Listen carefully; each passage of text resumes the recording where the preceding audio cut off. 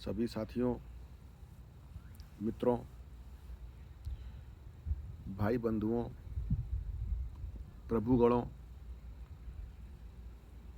देवगणों को सादर प्रणाम।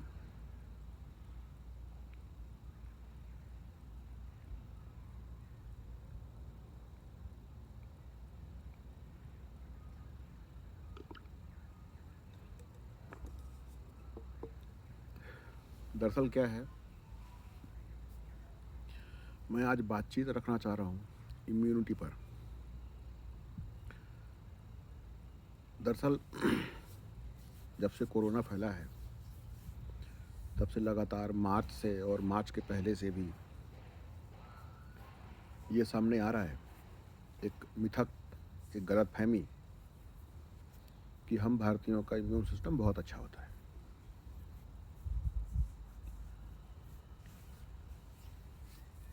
मैं इसमें कई बार पोस्ट भी लिख चुका हूँ कि प्रदूषित हवा सूंघने से, प्रदूषित पानी पीने से, पानी पीने से, प्रदूषित वातावरण में रहने से, रासायनिक कीटनाशकों के बहुत अधिक प्रयोग से, रासायनिक खादों के बहुत अधिक प्रयोग से उत्पादित किए गए खाद्य पदार्थों के सेवन से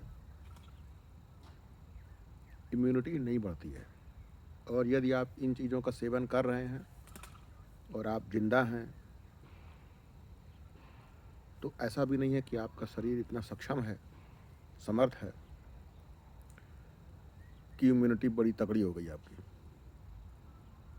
इसको समझने के लिए हमें देखना पड़ेगा भारत में कुल जनसंख्या का 5% से भी कम 65 वर्ष से अधिक आयु के लोग हैं। 4.8 4.8 के आसपास, या और कम हो सकते हैं। 5% भी नहीं है 65 से अधिक आयु के लोग। और यदि 80 वर्ष से अधिक आयु की बात कर दें तो 1% लोग भी नहीं है, कम है। और यदि हम बात करें कि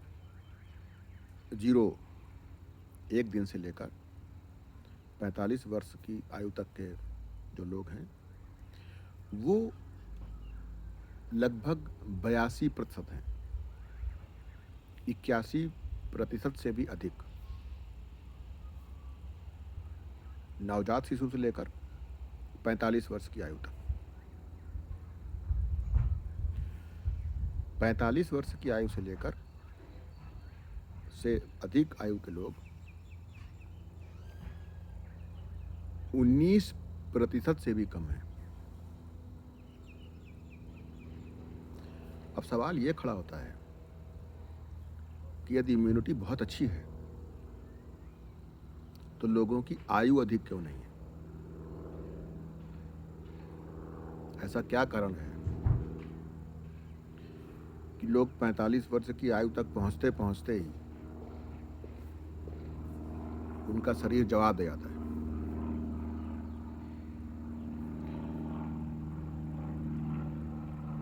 एक छोटा सा उदाहरण देता हूं जो मैं यहाँ देखता हूँ,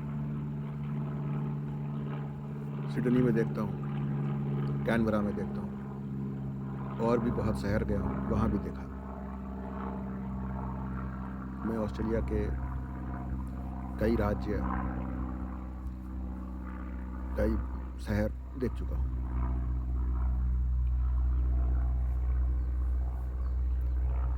कैनबरा में लीजिए, सिडनी में लीजिए, यहाँ पर क्या है, हर शहर में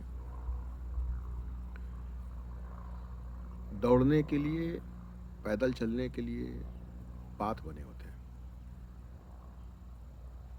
सिडनी में एक बड़ी सी झील है, समुद्र से जुड़ी हुई झील है,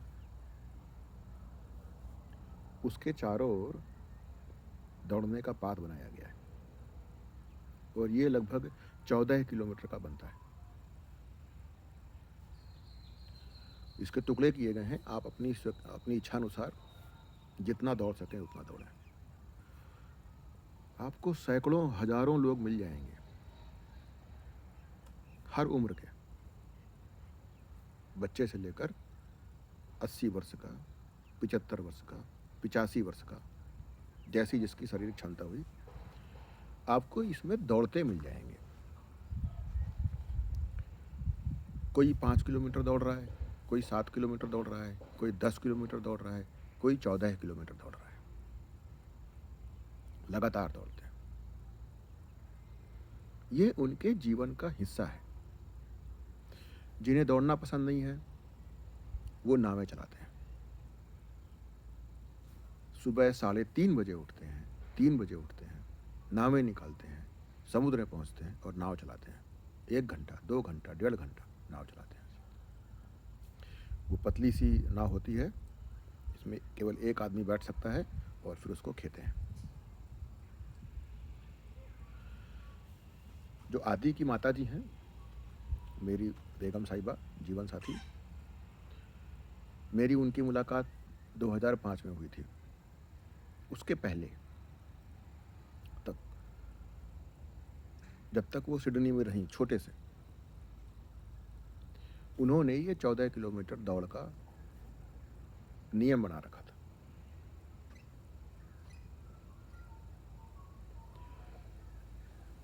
कैनबरा में आइए, यहाँ पर भी झील है एक बड़ी सी, उस आर्किटेक्ट के नाम पर है जिन्होंने कैनबरा को डिजाइन किया था। उसके घेरा बनाते हुए दौड़ है। 7 किलोमीटर की भी दौड़ है, 10 किलोमीटर की भी है और कुछ अधिक की भी है। जब मैं आदि को लेकर साइकिल चलाते हुए गुजरता हूँ वहाँ से, तो मैं देखता हूँ कि हर आयु के लोग दौड़ रहे हैं। जिसको जब समय मिलता है अपनी दिनचर्या में, तब दौड़ता है। यह केवल एक भाग हो गया, शहर का एक भाग हो गया। ऐसे ही शहर में कई भागों में अलग अलग दौड़ने का, चलने का बना होता है। खूब लोग साइकिल चलाते हैं। 70 साल, 75 साल, 80 साल, 85 साल, 90 साल के लोग आपको साइकिल चलाते मिल जाएंगे और बहुत तेज चलाते हैं।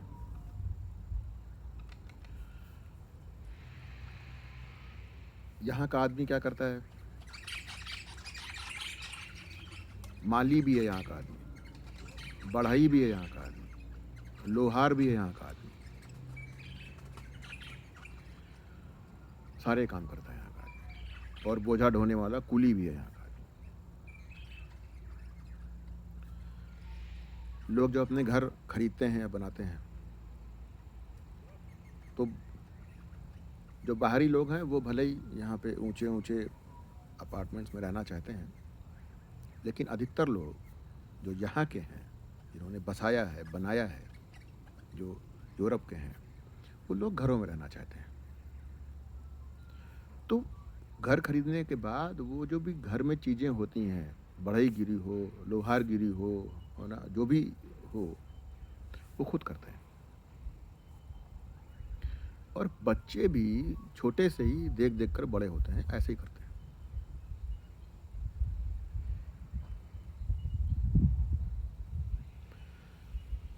अब आप दौड़ रहे हैं, आप साइकिल चला रहे हैं, रोज 15 किलोमीटर, 20 किलोमीटर, 30 किलोमीटर साइकिल चला रहे हैं। किस गति से चला रहे हैं?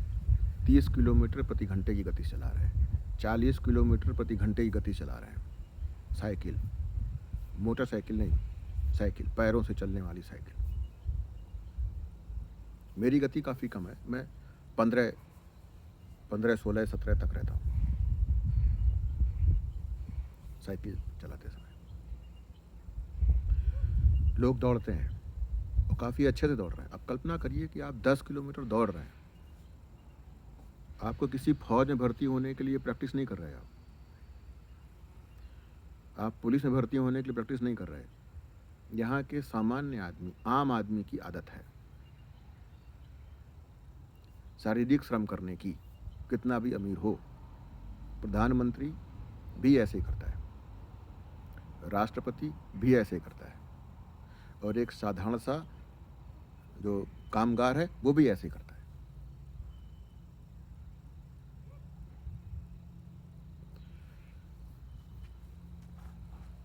आप दौड़ रहे हैं, साइकिल चला रहे हैं, आप नाव चला रहे हैं, बहुत कुछ कर रहे हैं आप,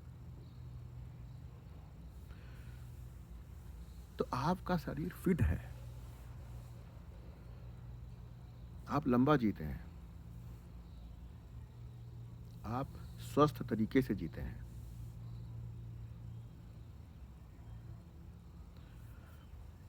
इम्यूनिटी किसका अच्छा है? जो 80 वर्ष से 85 वर्ष की अवस्था में भी 10 किलोमीटर दौड़ रहा है, 10 किलोमीटर पैदल चल रहा है, 25-30 किलोमीटर साइकिल चला रहा है, लंबी लंबी दूरी की हवाई यात्राएं कर रहा है, अपने पोते पोतियों के साथ में खेल रहा है, भारी भारी बोझा उठा कर यहाँ से वहाँ रख रहा है, जब छुट्टियाँ होती हैं तो कई कई सौ किलोमीटर कार चला रहा है, नाव चला रहे हैं, और छुट्टियों में जब भी 3 दिन की छुट्टी हो गई तो निकल लिए किसी जंगल में, वहाँ तंबू लगा रहे हैं और अपने हिसाब से सामान ढोते ढोते तंबू भी गाड़ रहे हैं, लगा भी रहे हैं, बड़े बड़े तंबू जो अपने आप में घर जैसे होते हैं। ये सारे काम कर रहे हैं,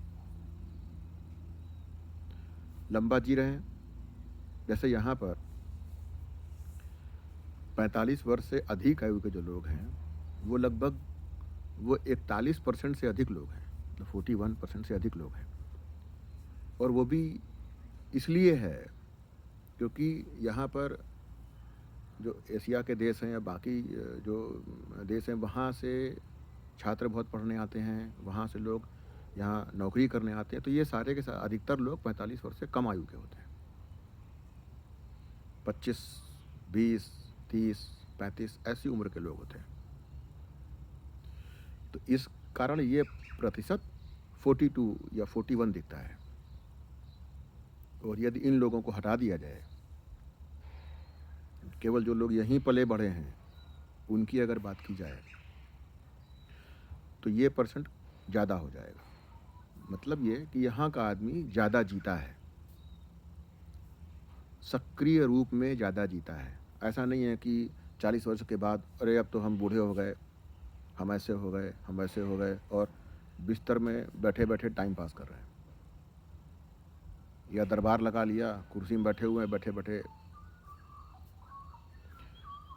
अगर आप गठे हुए मोटे हैं, कसे हुए मोटे हैं, तो आप फिट हैं, बीमारियों की बात नहीं कर रहा। लेकिन ये आप थुल मोटे हैं तो आप फिट नहीं हैं। तो ये जो हमने कल्पना कर रखी है कि हमारी इम्यूनिटी बहुत अच्छी है, पता नहीं कैसे हमने मान लिया है। हम ये मानते हैं कि हमारे यहाँ जो गांव में लोग रहते हैं उनकी इम्यूनिटी अच्छी है।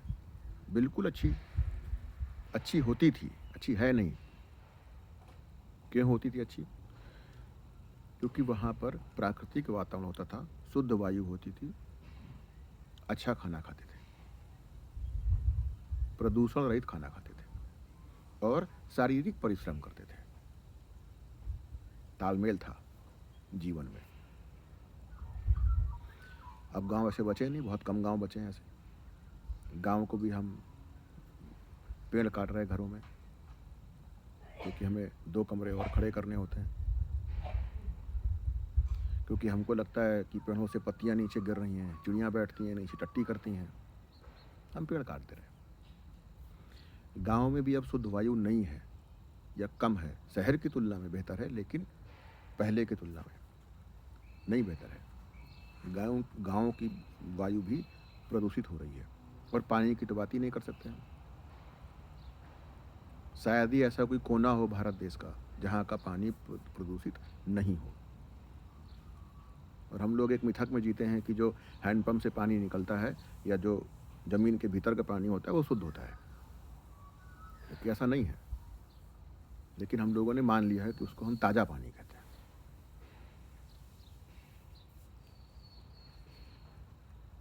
उत्पादन बढ़ाने के लिए किसानों के दिमाग में एक गलत मिथक बैठा दिया गया है कि रासायनिक खाद, रासायनिक कीटनाशक के प्रयोग से उत्पादन ज़्यादा होता है तो ज़्यादा प्रॉफिट होता है। जबकि अगर ध्यान से देखा जाए तो रासायनिक खाद के बाद पानी की मात्रा अधिक लगती है, रासायनिक कीटनाशक लगते हैं। इन सारे खर्चे अगर जोड़ दिए जाएं तो जैविक खेती की तुलना में किसान की लागत ज़्यादा लगती है रासायनिक खेती पे। फिर भी रासायनिक खेती सभी कर रहे हैं, कुछ प्रतिशत लोगों को छोड़ दीजिए। मैं उन दुकानदारों की बात नहीं कर रहा हूँ जो करते रासायनिक खेती हैं लेकिन जैविक चिल्लाते रहते हैं, उनकी बात नहीं कर रहा हूँ। जो धोखा देते हैं उनकी बात नहीं कर रहा हूँ। जिन्हें पता ही नहीं कि जैविक किसे कहते हैं, वो जो मान बैठे हैं कि जैविक खेती कर रहे हैं, उन भ्रमित लोगों की बात नहीं कर रहा हूँ, उनकी बात नहीं कर रहा। धोखेबाज, झूठे, फरेबी, है ना, और काइयाँ, इस किस्म के मैं लोगों की बात नहीं कर रहा। वास्तविक जो जैविक खेती होती है उनकी बात कर रहा हूँ। बहुत कम लोग मिलेंगे आपको। प्रदूषित रहित भोजन कर नहीं रहे आप, प्रदूषण रहित वायु नहीं मिल रही आपको, प्रदूषण रहित जल नहीं मिल रहा आपको, शारीरिक परिश्रम करते नहीं आप। सवाल ये खड़ा होता है कि आपके शरीर की इम्यूनिटी विकसित कैसे हो सकती है? कैसे मान ले रहे हैं आपकी हमारी इम्यूनिटी बहुत अच्छी है, केवल यहाँ रख दिया कि बस मान लिया।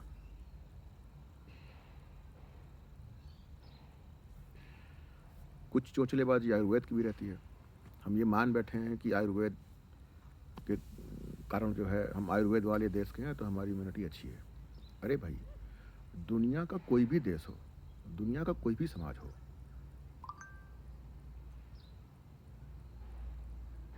चिकित्सा विज्ञान आने के पहले सभी समाज प्राकृतिक तरीके को समझते हुए जड़ी बूटियों का ही प्रयोग करते थे। फर्क इतना है कि हमारे भारतीय समाज में जाति व्यवस्था थी तो लुहार का बेटा लुहार बनेगा, कुम्हार का बेटा कुम्हार बनेगा, और बढ़ई का बेटा बढ़ई बनेगा, माली का बेटा माली बनेगा, तो वैद्य का बेटा वैद्य बनेगा। तो इसलिए हमने मान लिया कि हम ही ने ऐसा करा हुआ है। अरे भाई, ऐसा भी तो हो सकता है कि दूसरे समाजों में, दूसरे देशों में हर आदमी वैद्य रहा हो, तभी उनकी वैज्ञानिक दृष्टिकोण बेहतर हुआ और उन्होंने चिकित्सा विज्ञान में काफ़ी आगे तरक्की की। और ऐसा नहीं है कि कोई उनकी दवा में कोई रसायन लगाया जाता है। अरे भाई, उनकी भी दवाएं आजकल जो विकसित देशों की, उनके अपने अंदर का जो चिकित्सा विज्ञान है, बाहर क्या करते हैं, उनकी कंपनी क्या करती है, उसको छोड़ दीजिए। वो प्रकृति से ही चीज़ें लेते हैं, लगातार आगे बढ़ रहे हैं। शुरू में जब नया नया विज्ञान आया तो उन्हें पता नहीं था कि क्या क्या रसायनों के नुकसान हो सकते हैं, तो उनका इस्तेमाल किया। समय के साथ जब उनको मालूम पड़ा आ रही है तो शरीर के नुकसानदेह है, तो उन्होंने उनका बंद करना शुरू कर दिया। तो ये वो सीखते हैं चीज़ों को, वो अपने राष्ट्र गौरव, समाज गौरव, आदमी गौरव से नहीं जोड़ते हैं चीज़ों को, जैसा है वैसे ही देखते हैं और समय के साथ समझ बढ़ाते चले जाते हैं। अगर आपके आयुर्वेद में अच्छा है तो वो अच्छा ले लेते हैं, खराब छोड़ देते हैं। हम और आप गाना गाते रहते हैं, वो आगे बढ़ जाते हैं। हम क्या करते हैं, दूसरों के अच्छे को हम स्वीकारते ही नहीं हैं, क्योंकि इसको हम राष्ट्र गौरव से जोड़ते हैं, समाज गौरव से जोड़ते हैं। ये कुंठा है। ऐसे ही हम अपने दिमाग में बैठाल चुके हैं कि जो यूरोप के लोग हैं या जो बाहर के लोग हैं, उनसे हमारी इम्यूनिटी अच्छी है।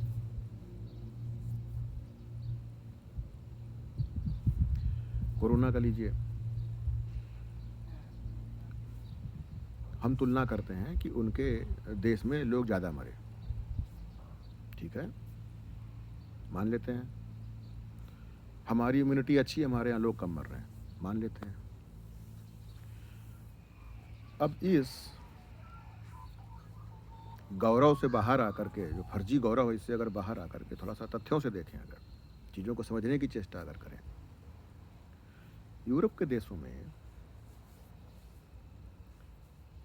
65 वर्ष से अधिक आयु के लोग ज़्यादा हैं, 20% हैं, कहीं कहीं तो 27% है, इससे भी अधिक है, 25% हैं, अधिकतर देशों में 15% से ऊपर मिलेंगे। 45 से जोड़ देंगे तो और बढ़ जाती है ये परसेंट। अब इस आयु के लोगों में अगर कोरोना होता है तो ज़्यादा नुकसान होता है। इस आयु से कम के लोगों का अगर होता है तो उनको कम नुकसान होता है, लक्षण कम आते हैं। दूसरा, इन देशों ने, अगर आपको कैंसर है, ट्यूमर है, दिल की बीमारियां हैं, फेफड़ों की बीमारियां हैं, किडनी की बीमारियां हैं, या कुछ और गंभीर बीमारियां हैं, इन लोगों को अगर कोरोना होता है तो ज़्यादा खतरा होता है, बहुत ही अधिक खतरा होता है। तो यदि इस प्रकार की गंभीर बीमारियां जिनको हैं उनको यदि कोरोना होता है और फिर उनकी मृत्यु होती है तो ये देश उसको कोरोना की मौत कहते हैं, कोरोना के कारण हुई मौत कहते हैं। 1 घंटे पहले भी अगर आपकी मौत हो रही है तो भी वो मान ले रहे हैं। हम क्या कर रहे हैं, इन सबको हम कोरोना के जनित मौत नहीं मान रहे हैं। घट गया हमारा मृत्यु दर। हमारे यहाँ पर जो मृत्यु दर दिखाया जा रहा है, जो मौतें दिखाई जा रही हैं कोरोना से, वो मौतें हैं जो स्वस्थ आदमी को कोरोना होता है और वो मरता है। फिर भी हमारे यहाँ बहुत ढेर सारी केसेस निकल रहे हैं मृत्यु के। खतरा वाली बात है भाई, क्योंकि स्वस्थ आदमी मर रहा है, सामान्य आदमी मर रहा है। यदि गंभीर बीमारियों वाला हटा दिया जाए तो यूरोप में भी मरने वालों की जो संख्या है बहुत कम हो जाएगी, बहुत कम हो जाएगी। फिर भी उनकी इस दिशा, इस गणित से भी जाएंगे तो भी उनकी इम्यूनिटी अच्छी है हमसे। शारीरिक सौष्ठव से जाएंगे, पुष्टि से जाएंगे तो भी उनकी इम्यूनिटी हमसे अच्छी है। ज़्यादा सक्रिय लोग हैं, ज़्यादा फिट हैं। तो हमें इन चोचलों से बाहर आने की ज़रूरत है और बीमारी को बीमारी के रूप में दें। कई प्रकार के लोग हैं, जैसे कुछ लोगों को तो शौक है, हर जगह षड्यंत्र खोजते हैं, जीवन अपना वैसे ही जीते हैं। अपने उनके व्यक्तिगत जीवन में षड्यंत्रों को देखने के बाद अगर वो षड्यंत्र को समझते हैं, देखते हैं, जानते हैं तो उनकी जीवन शैली में अंतर आना चाहिए ना। अपना जीवन वैसे ही जिएंगे वो जैसे जी रहे हैं, फेसबुक में पोस्ट करके आपको षड्यंत्र के बारे में ज्ञान देते रहेंगे। उनके अपने जीवन में कोई फर्क नहीं, उनका अपने परिवार में वैसे ही जी रहे हैं, सब कुछ वैसे ही करेंगे और षड्यंत्र के बारे में बताते रहे। अरे भाई, षड्यंत्र दिख रहा है आपको तो अपना जीवन सहेजिए, फिर उससे बाहर दीजिए ना षड्यंत्र से।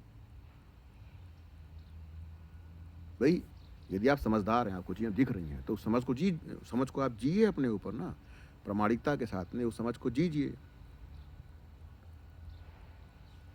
नहीं तो फिर आप लोगों को धोखा दे रहे हैं, मूर्ख बना रहे हैं, कुछ तर्क शक्ति ठूस करके बस एक बहुत अच्छा मामला पेश कर देते हैं सामने, तड़का वड़का मार करके आदमी को अच्छा लगे।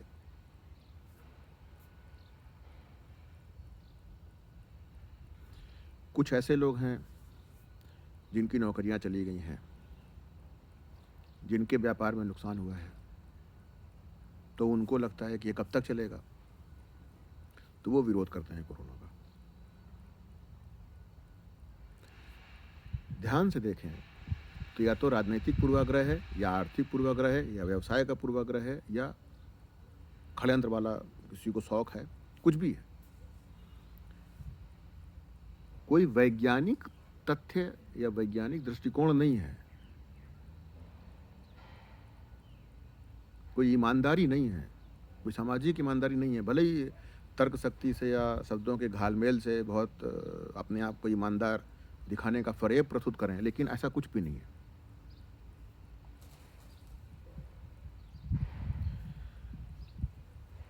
मैं ये नहीं कह रहा हूं कि कोरोना से डरिए। मेरा सिर्फ इतना कहना है कि भ्रम में ना दीजिए, धोखे में ना दीजिए, और अपने को और अपने परिवार को और अपने मित्रों को, अपने रिश्तेदारों को प्रेम कीजिए, उनकी देखभाल कीजिए।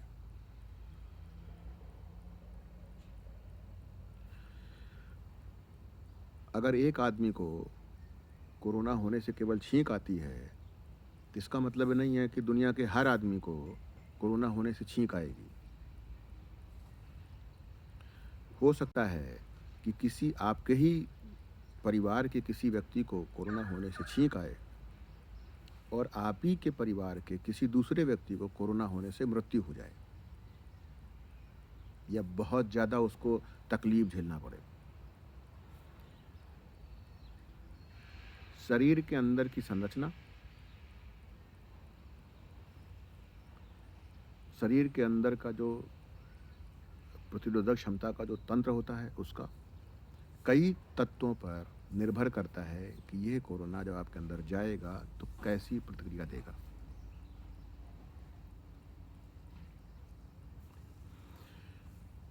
एक और मिथक चल रहा है अपने समाज में, वो ये चल रहा है कि बहुत लोग इस बात में खुश होते हैं कि अरे फलाने को तो कोरोना हो गया, लक्षण ही नहीं दिखा, तो उनको लगता है कि उनका शरीर इतना अच्छा है, इतना बढ़िया है, इतना धांसू है कि कोरोना होता है और उनके शरीर को पता ही नहीं चलता है, खुश होते हैं। ये खुश होने वाली बात नहीं है, ये चिंता वाली बात है। क्यों? क्योंकि आपके शरीर में कुछ भी ऊट पटांग चीज़ जाती है, एक वायरस जाता है, और आपका शरीर का जो सेंसर है वो उसका पता नहीं लगा पाता है। इसका मतलब आपके शरीर में कुछ भी घुस जाएगा। ये शरीर अच्छा कैसे हुआ? आपके शरीर में वायरस है ही, आपका शरीर उसका पता नहीं लगा पा रहा है, और आपका शरीर उसको ढो रहा है। तो उस वायरस के होने से आपके शरीर के भीतर कुछ न कुछ तो खामियां, गड़बड़ियां या डैमेज हो ही रहा होगा ना, जो आपको पता नहीं चल रहा है। हो सकता है कि आपको 90 साल तक जीना हो, लेकिन इस तरह के अनेक वायरस आपका शरीर लिए घूम रहा होगा और आपको पता नहीं चलता होगा। आप बड़े खुश होंगे और मालूम पड़ा कि आप 50 साल, 55 साल, 60 साल में ही निपट गए। 90 साल आपकी उम्र हो सकती थी, लेकिन आपने अपनी उम्र 40 वर्ष कर दी। इसका मतलब ये हुआ कि आपका शरीर स्वस्थ नहीं है। स्वस्थ शरीर वो है, ताकतवर शरीर वो है जिसको कोरोना हो या कोई वायरस हो, शरीर उस वायरस के साथ में साक्षात्कार करता है, उसके साथ में संघर्ष करता है, उसको बाहर कर देता है, उस पर विजय प्राप्त करता है। ये अच्छा तंत्र है, ये स्वस्थ शरीर है, ये अच्छा इम्यून सिस्टम है।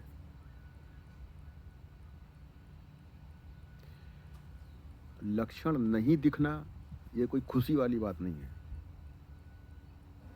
और मान लीजिए आपको लक्षण नहीं दिख रहा है, ठीक है, आपको नहीं दिख रहा, लेकिन आप उस वायरस के वाहक तो हैं ही ना, आप संक्रमित तो हैं ही, तो आप दूसरों को संक्रमित कर रहे हैं। अब ऐसा तो है नहीं कि आप में वही अब ध्यान दीजिएगा यहाँ पे। अब ऐसा तो है नहीं कि आप को लक्षण नहीं दिख रहा, तो आपके शरीर ने उस वायरस को निष्क्रिय कर दिया है, ऐसा तो है नहीं, या उसको सुप्त कर दिया है, ऐसा नहीं है। क्यों? क्योंकि आपका शरीर भले ही आपको लक्षण नहीं दिखाता है, लेकिन दूसरे मनुष्यों को संक्रमित करता रहता है। इसका मतलब ये है कि आपके शरीर के अंदर जो वायरस है वो सक्रिय है। आपके शरीर के भीतर खामी है जो उस वायरस को देख नहीं पाता, महसूस नहीं कर पाता, है ना? और वो वायरस पूरे आपके शरीर को नियंत्रित कर रहा होता है। चिंता वाली बात है ये, प्रसन्नता वाली बात नहीं है, कोई गौरव वाली बात नहीं है। मैंने अपने हर उस मित्र से कहा है जो ये कहते रहे मुझसे कि अगर हमको होगा तो पता ही नहीं चलेगा, तो मैंने कहा कि ये चिंता वाली बात होगी। आपको होगा, ये नहीं होना चाहिए, अस्तित्व करे कि आपको ना हो, लेकिन यदि आपको होता है तो आपके शरीर को महसूस करना चाहिए, आभास करना चाहिए, एहसास होना चाहिए कि हमको हुआ है, और फिर आपका शरीर संघर्ष करता है और संघर्ष में विजय प्राप्त करता है। अब जितना मजबूत आपका शरीर होगा उतना ही आसानी से विजय प्राप्त करेगा। बहुत प्रकार के तत्वों पर निर्भर करता है जब कोई हम इस प्रकार का चीज़ों को देखना चाहते हैं। तो कोरोना की टेस्टिंग होनी चाहिए। कोरोना से जो लोग संक्रमित हैं उनकी देखभाल होनी चाहिए, उनके प्रति हम लोगों के भीतर केयरिंग की फीलिंग होना चाहिए। ये अलग मसले हैं, और देश की सरकार को, राज्य सरकारों को, स्थानीय सरकारों को लोगों की जो आर्थिक नुकसान हो रहे हैं उसकी चिंता करते हुए लोगों के साथ खड़ा होना चाहिए। ये अलग मसला है। क्योंकि सरकार जिम्मेदार नहीं है, हमारे यहाँ के प्रशासनिक तंत्र जिम्मेदार नहीं है, हमारे यहाँ की नौकरशाही जिम्मेदार नहीं है, जवाबदेह नहीं है, तो हम ये कहना शुरू कर दें कि नहीं कोरोना कुछ है ही नहीं है, और ऊट पटांग के तर्क जो भी इंटरनेट में हर तरह का मसाला उपलब्ध है, आपको जो पसंद हो वो मसा ले सकते हैं। आप में अगर तार्किक शक्ति है तो और उसको बढ़िया सा अच्छा पेश करके जो मर्जी आप पेश कर सकते हैं। और पाठकों में भी हर तरह के लोग हैं, उनके अपने पूर्वाग्रह हैं, उनके अपने एजेंडे हैं, तो उनके एजेंडे में जो फिट होता है उसको उठाते हैं, आगे बढ़ाते हैं। लेकिन इससे नुकसान तो समाज का ही हो रहा है ना, क्योंकि आप कितना भी चिल्लाएं कि कोरोना कोरोना कोरोना नहीं है, जो मर रहे हैं तो मर ही रहे हैं। बहुत लोग ये बताते रहते हैं कि फलाने शहर में, दिल्ली का एग्जाम्पल लेते हैं, बहुत लोग हमसे कहते हैं अरे दिल्ली में तो मौतें कम हो गई। अरे भाई, लॉकडाउन होने के कारण जो लोग देश भर से अच्छी सरकारी चिकित्सीय संस्थानों में अपना इलाज करवाने आते थे वो नहीं आए। जो उनकी मौतें यहाँ पे होती थीं वो नहीं हो रही हैं। बहुत लोग लॉकडाउन होने के पहले या बीच में या बाद में दिल्ली छोड़कर बाहर निकले, उनकी जो मौतें होती थीं वो नहीं हुई। दुर्घटनाओं की जो सड़क दुर्घटनाओं में जो मौतें होती थी वो नहीं हुई। और बहुत ऐसी बीमारियां हैं जो हमें पता नहीं चलता है, लेकिन हम दूसरों से लेन देन करते रहते हैं। हमें वो नहीं हुई तो उनसे होने वाली मौतें हमारी नहीं हुई, प्रदूषण से होने वाली मौतें हमारी नहीं हुई। और ऐसा अगर बहुत प्रकार के ऐसे तत्व हैं जिनके कारण हमारी मौतें नहीं हुई, तो ये जितनी भी चीज़ें हैं अगर इनको हटा दिया जाए तो मौतें बहुत कम होनी चाहिए थी, बहुत ही ज़्यादा कम होना चाहिए था, उतनी कम नहीं हुई। तो ये जो जितनी होनी चाहिए थी और जितनी होती थी उसके बीच का जो बड़ा गैप है, ये गैप कोरोना से होने वाली मौतों का ही है, और कहीं का नहीं है। हमारे एक बड़े अच्छे मित्र हैं, उनके पिताजी के भी मृत्यु हो गई कुछ दिन पहले। 100% कोरोना के कारण मृत्यु हुई, लेकिन कोरोना के खाते में उनकी मृत्यु नहीं चढ़ी हुई है। आपने इर्द गिर्द देखे बहुत ऐसे लोग हैं जिनकी मृत्यु कोरोना से हुई है, लेकिन वो मृत्यु कोरोना के खाते में नहीं चढ़ी है।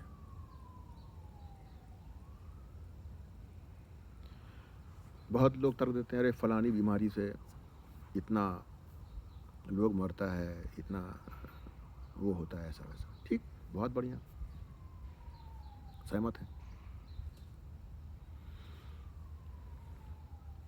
आपको कैंसर है, आपको टीबी है, ठीक।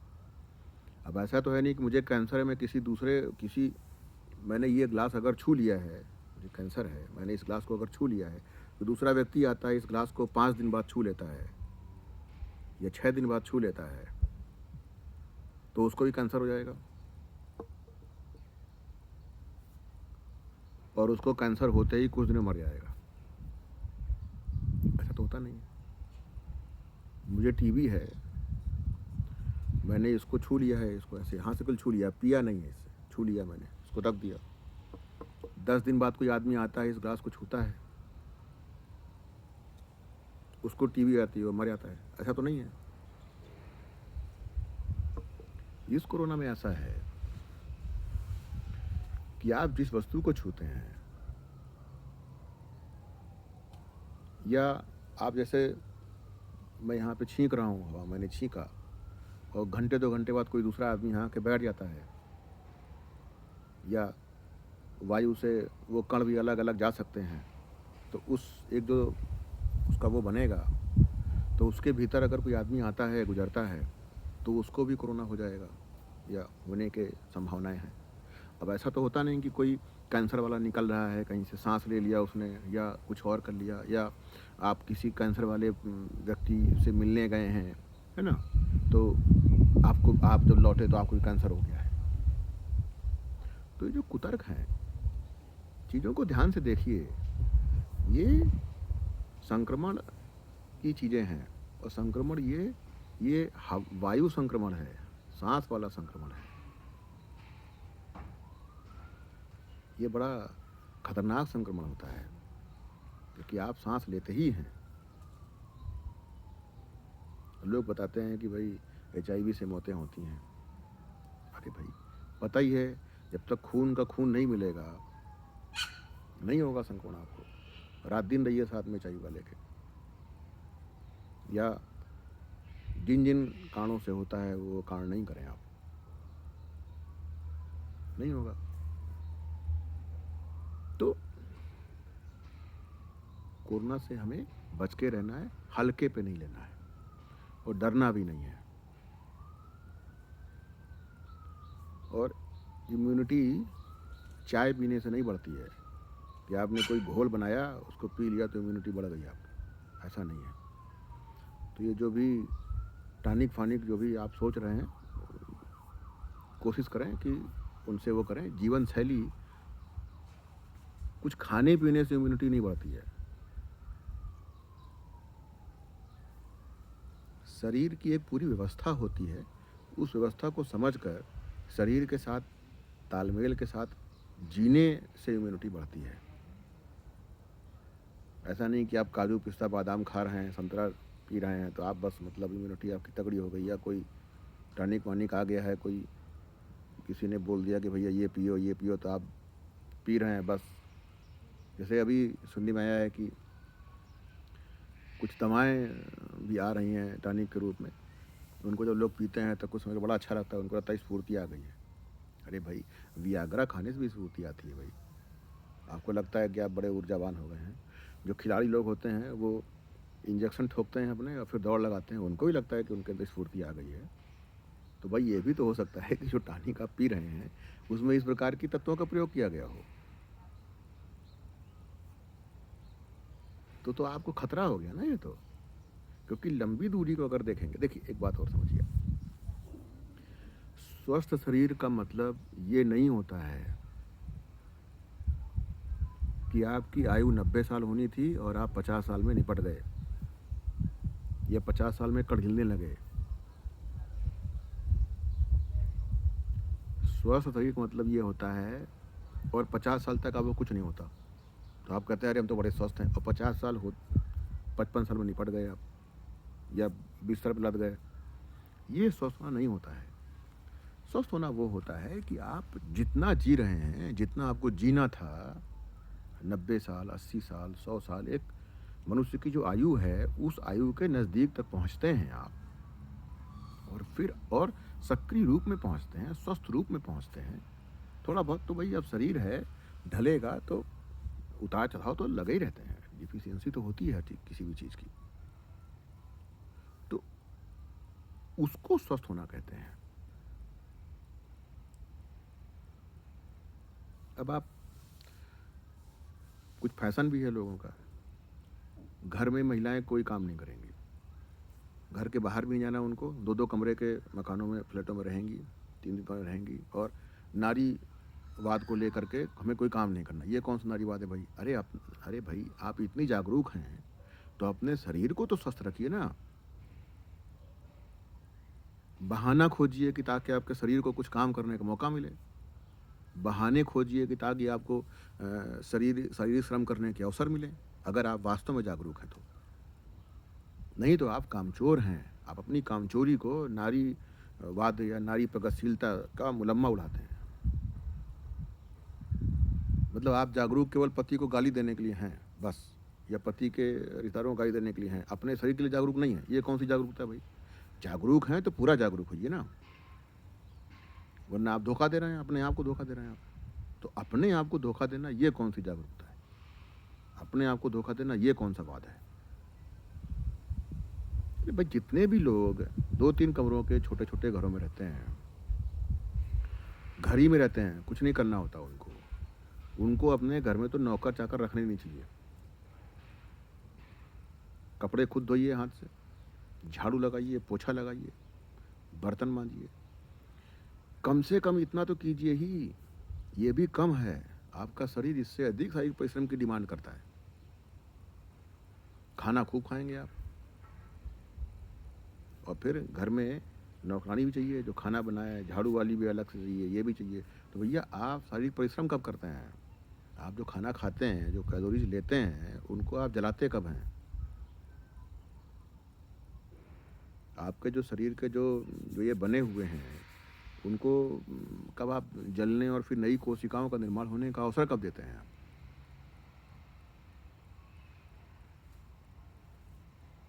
इन सारी चीज़ों को हमें समझना पड़ेगा। केवल ये मान लेने से कि नहीं हमारी इम्यूनिटी बहुत अच्छी है, हम विशिष्ट हैं, गलत है। विशिष्ट नहीं है। अब हमारे बाबा जी थे, मेरे पिताजी के पिताजी, पैसे वाले थे, चाहते कार खरीदते, बहुत पहले 50 साल पहले कार खरीदी होती उन्होंने, लेकिन उन्हें कार नहीं खरीदी, साइकिल से चलते रहे, 10-10, 20-20 किलोमीटर साइकिल चलाते हैं। तो अब, और घर का हुआ खाना खाते रहे बढ़िया, बिना रसायन वाला। तो अब वो 10 किलो घी अगर महीने में खाते हों, 2 लीटर रोज 3-4 लीटर दूध पीते हों, तो इसका मतलब ये नहीं है कि उनके शरीर का जो ढांचा बढ़िया था या इम्यूनिटी अच्छी थी उनकी, लंबा जिए। इसका मतलब ये नहीं है कि वो दूध ने या दही ने या उनके खाने, केवल खाने के कारण ही वो ऐसा ऐसा नहीं है। वो शारीरिक परिश्रम करते रहे, तालमेल रहा उनके भोजन में और शारीरिक परिश्रम में, तालमेल रहा उनका, कैलोरी लिया वो निकाला भी। ये सब चीज़ें आपको देखना पड़ेगा, इनको समझना पड़ेगा बारीकी से। केवल राष्ट्र गौरव, समाज गौरव, हमारे खुद के गौरव या जो पूर्वाग्रह हैं, जो हमारे स्वार्थ हैं, उनमें कुछ ऊंच नीच हो रहा है, उसके कारण हम कह रहे हैं नहीं हम तो बढ़िया हैं बढ़िया, तो इससे बाहर आना पड़ेगा हमको, तब हम इससे लड़ पाएंगे, तब हम बेहतर कर पाएंगे, अपनी देखभाल कर पाएंगे, अपने परिवार की देखभाल कर पाएंगे, अपने जिन लोगों को हम प्रेम करते हैं उनकी देखभाल कर पाएंगे। तो मैं तो ये कहूँगा, डरिए नहीं, अपने आप को सतर्क रखिए और अपनी जीवन शैली बदलिए। और इम्यूनिटी है क्या, बेसिकली शरीर की व्यवस्था है क्या, उसको समझने की चेष्टा कीजिए। मिथकों पर भरोसा मत कीजिए, धोखों पर भरोसा मत कीजिए, पूर्वाग्रहों पर भरोसा मत कीजिए। आप स्वस्थ रहें,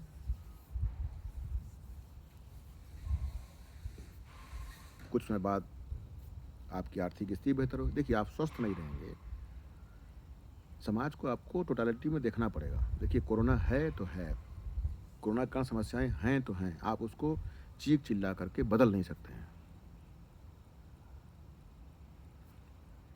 आप केवल इतना कर सकते हैं कि अपने आप को आप सुरक्षित रखें, और जब आप स्वस्थ होंगे, सुरक्षित रहेंगे, आपकी जब दृष्टि स्पष्ट होगी, तो उस स्पष्ट दृष्टि के साथ में आपको ये पता होगा कि कल को प्रशासन पर, सरकार पर दबाव डालने के लिए आप सही तरीके से क्या कर सकते हैं।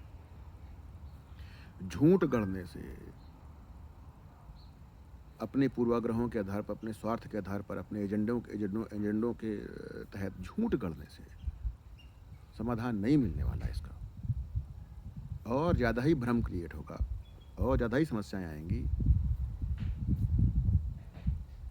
बस यही मेरा निवेदन है।